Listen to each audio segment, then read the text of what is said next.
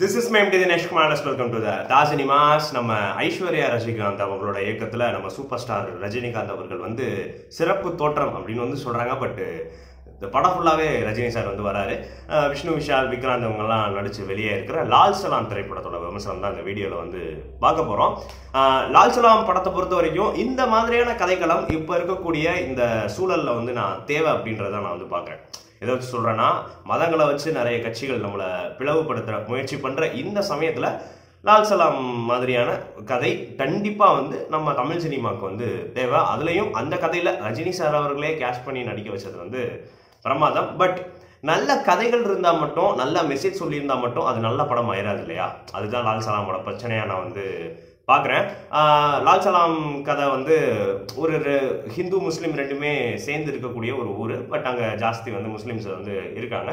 இவங்களை வந்து பிளவுபடுத்தி ஒரு சில அரசியல் கட்சிகள் இந்த திரைப்படத்தில் வந்து இவங்களை பிளவுபடுத்துறது மூலமாக அவங்களோட ஓட் பேங்கிங்கை பிரிக்கணும் அப்படின்றத வந்து ட்ரை பண்ணுறாங்க. அதில் வந்து விஷ்ணு விஷால் கேரக்டர், விக்ராந்த் அவரோட கேரக்டர்லாம் வந்து மாட்டுது. மொய்தீன் பாய் அப்படின்ற கதாபாத்திரம் நம்ம ரஜினிகாந்த் அவர்கள் ப்ளே பண்ணது.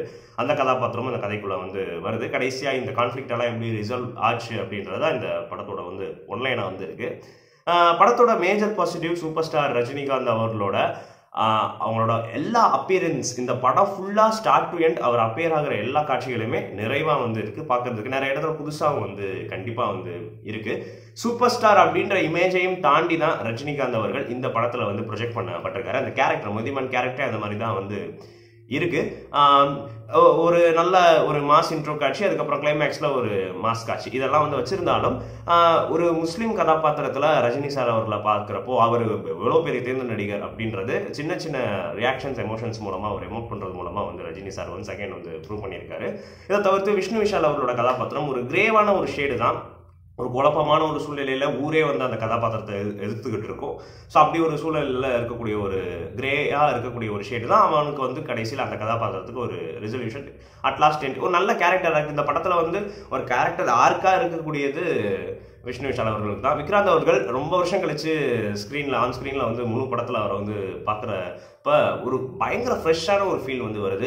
ரஜினி சார் அவரோட பையனா ஒரு ரோல் வந்து பண்ணியிருக்காரு. அவர் கூட இன்ட்ராக்ட் பண்ணுற அந்த சீன்ஸு, கிரிக்கெட் விளையாடுற அந்த சீன்ஸு, தன்னால் அவரோட பெரிய இழப்பு வந்து அந்த கதாபாத்திரத்துக்கு வந்து ஆகும். அந்த சூழ்நிலையில் அவரோட எமோஷன்ஸை வெளிப்படுத்துகிற சீன்ஸ் எல்லாத்தையுமே வந்து ரொம்ப சூப்பராக வந்து பண்ணியிருக்காரு. இதெல்லாம் தவிர்த்து நம்ம செந்தில் அவர்கள் சீன்ல வந்தோடனே நம்மளை ஆச்சரியப்பட வச்சுட்டு, கண்டிப்பாக செந்தில் அவர்களை வந்து இன்னும் தமிழ் சினிமா நிறைய நல்ல கதாபாத்திரங்களுக்கு வந்து யூஸ் பண்ணணும். அவர் எவ்வளோ பெரிய லெஜண்ட் அப்படின்ற நம்ம எல்லாருக்குமே வந்து தெரியும். அந்த ஃபர்ஸ்ட் சீன்லேயே அவரோட அற்புதமான நடிப்பு மூலமாக நம்மளை வந்து கண்டிப்பாக வச்சிட்டாரு. இதை தவிர்த்து நம்ம தம்பிராமையா அவர்கள் ஒரு சூப்பரான ஒரு கதாபாத்திரம் வந்து பண்ணியிருக்காரு. வில்லனா வந்து விவேக் பிரசன்னா ரொம்ப ஒரு கன்னிங்கான வில்லன் தான், ஒரு சூழ்ச்சியெல்லாம் பண்ணக்கூடிய ஒரு வில்லன் தான். அந்த கதாபாத்திரத்தை அவர் வந்து ரொம்பவே சூப்பராக வந்து பண்ணியிருக்காரு. இதை தவிர்த்து நம்ம ஏஆர் ரஹ்மான் அவரோட பின்னணி இசையில் ஜலாலி பாட்டு, ரஜினி சாரோட இன்ட்ரோக்கு வந்து அந்த பாட்டு வந்து போட்டிருக்காங்க. அட்டகாசமாக வந்து இருந்துச்சு. செகண்ட் ஹாஃப்ல வந்து அன்பாலனே சொல் அப்படின்ட்டு நம்ம தேவா அவர்கள் பாடியிருப்பார். ரஜினி சாருக்கு ஒரு இழப்பு வந்து பெரிய இழப்பு வந்து நடக்கும். அப்போ அவர் எமோட் பண்ணி வந்து அழுகிறப்ப அன்பாலனே சொல் பேக்ட்ராப்ல வந்து ப்ளே ஆகிறப்ப அந்த சீன் ரொம்பவே சூப்பராக வந்து இருந்துச்சு. இதெல்லாம் தவிர்த்து படத்தில் பேசியிருக்கிற குட்டி டயலாக்ஸ் ரொம்ப சூப்பராக இருந்துச்சு. எனக்கு இந்த படத்தில் பேசியிருக்கிற அந்த அரசியல் விஷயத்தில் கரெக்டாக சூப்பராக கிளிக் ஆனது. நான் எதை வந்து சொல்லுவேன்னா, ஒரு கிரிக்கெட் கமெண்ட்ரி வந்து பண்ணக்கூடிய ஆள், ஹிந்து டீம் முஸ்லீம் டீம் இந்த மாதிரி வந்து பிரித்து வந்து விளையாண்டுட்டு இருப்பாங்க. அப்போ அந்த கமெண்ட்ரி வந்து அவங்க ஜாலின்னு நினச்சி வந்து பேசலாம். பட் அது மிகப்பெரிய ஒரு பிரிவினைவாதத்தை வந்து உண்டு பண்ணும். இதை ரஜினி சார் வந்து நோட் பண்ணி இப்படியெல்லாம் பேசக்கூடாது அப்படின்ற ஒரு டயலாக் வந்து பேசுவார். அது உண்மையிலேயே செம்ம சூப்பராக வந்து இருந்துச்சு. படத்தோட அடுத்த பாசிட்டிவ், லாஸ்ட் 15 மினிட்ஸ் எங்கெங்கேயோ எப்படியோ போய்கிட்டு இருக்கிற அந்த கதை லாஸ்ட் இந்த மத நல்லிணக்கம் அப்படின்ற ஒரு விஷயத்தை வந்து அழகாக ஓரளவு வந்து செட் ஆகி கரெக்டாக கன்வின்சிங்காக வந்து பேசிடுச்சு. அந்த ஒரு தேரை வச்சு இந்த மொத்த கதையுமே வந்து பின்னப்பட்டிருக்கு. அந்த தேரை வந்து இந்த முஸ்லீம் கம்யூனிட்டியை சேர்ந்த நண்பர்களுமே சேர்ந்து அதுக்கு ஒரு விஷயம் வந்து அவர் நடந்து லாஸ்ட் அந்த ரெசல்யூஷன் விதம் வந்து நல்லா இருந்துச்சு. பட் படத்தில் என்ன பிரச்சனை அப்படின்னா, இந்த லாஸ்ட் 15 மினிட்ஸ் வர்றதுக்குள்ள நம்ம ரொம்பவே டயர்ட் ஆயிடுவோம். அதுவும் ஃபர்ஸ்ட் ஹாஃப்லலாம் இவ்வளோதானா, எதுக்கு இது இப்படியெல்லாம் ஏன் படத்தை எடுத்திருக்கீங்க, ஏன் இப்படியெல்லாம் காட்சி அமைப்பு வந்து இருக்கு. நிறைய இடத்துல சீரியஸாக ஃபர்ஸ்ட் ஹாஃப்ல இப்போ கதை ஆரம்பித்த டைம்லேயே இருந்து ஒரு கதை வந்து இவங்களே வந்து சொல்கிறாங்க. அதுக்கப்புறம் இவங்களே அதை பிரேக் பண்ணிட்டு வேற ஒரு கதைக்கு வந்து போகிறாங்க. அதனால் வந்து ஓகே, ஏதாவது ஒரு எமோஷன் நமக்கு வந்து கவர் ஆகணும் இல்லையா? எதுவுமே ஒர்க் ஆகல. ஃபர்ஸ்ட் ஆஃப் குறிப்பாக நிறைய விஷயம் இவங்க சீன் எழுதுகிற விதம், காட்சிப்படுத்துகிற விதம் எல்லாமே நிறைய இடத்துல அன்மெச்சூரிட்டாக வந்து கண்டிப்பாக வந்து தெரியாத தவிர்க்கவே முடியல. குறிப்பாக ஒரு கேரக்டர் இன்ட்ரோ பண்ணுறாங்க அப்படின்னா வாய்ஸ் ஓவர். ஒரு கதையில் நடக்கக்கூடிய ஆரிஜின் பிரச்சனை. நான் சொல்கிறது வந்து சும்மா இவன் இந்த கேரக்டர் இங்கே போகிறான் அப்படின்றது மட்டும் இல்லை, இந்த கதையில் இருக்கக்கூடிய ஆரிஜின் ஸ்டோரி ஒன்று இருக்கும் இல்லையா, ஏன் இந்த கதை நடக்குது அப்படின்றது இருக்கும் இல்லையா, அது எல்லாமே வாய்ஸ் ஓவரில் தான் வந்துகிட்டு இருக்கு. சரி, ஓகே, ஒரு இடம் 2 இடம்னா ஓகே. படம் நடிகளும் வெறும் வாய்ஸ் ஓவரை வச்சு மட்டுமே வந்து கொண்டு வந்துட்டு இருக்காங்க. நான் இதை தெளிவாக வந்து சொல்கிறேன். வடசென்னை படத்தில் நம்ம வெற்றிமாறன் சார் அவர்கள் வாய்ஸ் ஓவர் யூஸ் பண்ணுவார். பட் அது ஒரு கதை, ஒரு சாப்டர் அவருக்கு வந்து கதை வந்து சொல்கிறப்ப, ஒரு கதை ஆரம்பிக்கிற சமயத்தில் ஒரு கியூரியாசிட்டி கிரியேட் பண்ணுற மாதிரி இந்த கேரக்டர் அன்பு ராஜன் இவங்க வந்து இருந்தாங்க, இந்த கதை அப்படின்றது வந்து சொல்லுவாரா. பட் இங்கே அப்படி வந்து இல்லை. இங்கே ஐஸ்வர்யா ரஜினிகாந்த் அவர்கள் வந்து வாய்ஸ் ஓவர் வந்து கொடுக்குறாங்க. அவங்க என்னடான்னா இந்த கதைக்கு தேவையான மொத்த பின் கதை இருக்கும் இல்லையா, ஏன் இந்த லால்சலாம் கதை நடக்குது அப்படின்றது, இது எல்லாத்தையுமே வாய்ஸ் ஓவர்லேயே சொல்லிட்டு இருக்காங்க. இது ரொம்பவே ஓப்படிக்கிற ஒரு தன்மை. ரைட்டிங் பொறுத்த வரைக்குமே ஃபிலிம் மேக்கிங்லேயே இது ஓப்படிக்கிற ஒரு விஷயம். அந்த மாதிரி தான் லாஸ்ட் டைமில் எடிட்டிங்கில் அதை சரி பண்ணாங்களா, இல்லை ஸ்கிரிப்டாகவே அவங்க இப்படி தான் எழுதியிருக்காங்களான்றதுலாம் தெரில.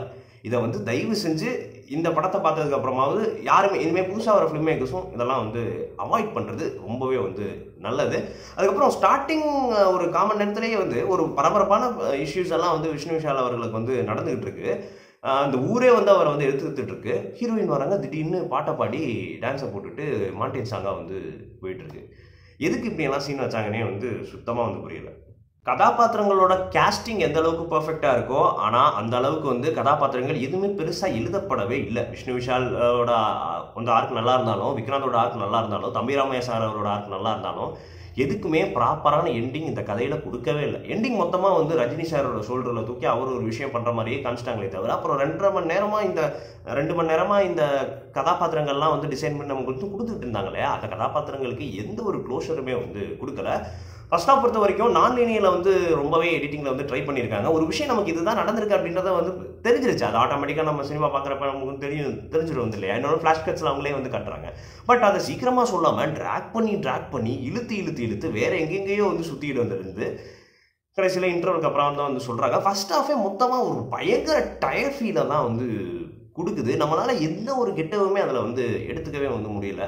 சும்மா நான் ஆட்சிகளை வந்து நான் செட் பண்ணுறேன் அப்படின்றதுக்காண்டி மட்டுமே தான் அந்த ஃபர்ஸ்ட் ஆஃப் வந்து பின்னப்பட்டதாக இருக்கே வந்து தவிர, படத்துலையுமே வந்து டெக்னிக்கலாக நான் பூராக ஃபீல் பண்ணது வந்து கம்மி தான் எந்த பெரிய படங்கள் பார்க்குறப்பமே. பட் இந்த படத்தில் தான் என்னன்னா டெக்னிக்கலாகவே ரொம்ப இது பெரிய கேன்வாஸ்க்கான படம் மாதிரி இல்லையே அப்படின்ற ஃபீல் வந்து வந்துச்சு.